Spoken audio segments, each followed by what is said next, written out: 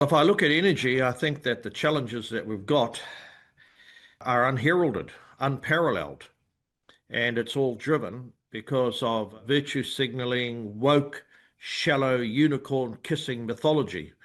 But sadly, we can say similar things about the cohort of kids that are coming through the education system.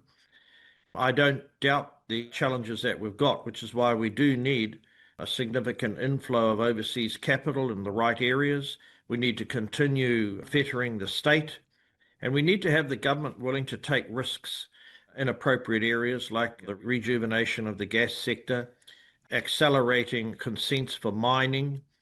But I got to tell you, mate, a lot of the elements embedded in the state, they don't agree with this kind of laissez-faire approach I have about natural resources. I mean, the Dock estate is essentially run as some sort of green monastery. Yeah, So, what had is a, it with DOC? We've talked to a lot of people around the edges of the consequences of DOC. They seem to be kind of a law unto themselves. I don't know, they think of themselves as saving something. I don't know what. What is it with DOC?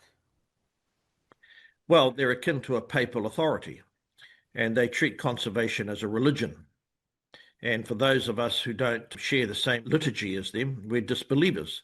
That's why the DOC legislation has to be changed. New Zealand First has got a major remit going forward to restructure DOC. I mean, it's been around since 1987, and a lot of DOC was put together in a hurry. And quite frankly, the people that live in there, they should be killing cats and rats and looking after various blocks of land that have genuine ecological value, and the rest of it should be opened up for jobs, growth, development, and investment. That's how the country was created. Mate, 1/3 of the country is DOC.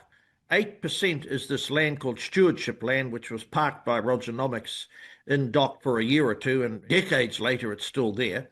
And then the last 8% of the land that's not held privately is owned by Dosley, and they own vast tracts of land, which also we need to exploit for economic purposes.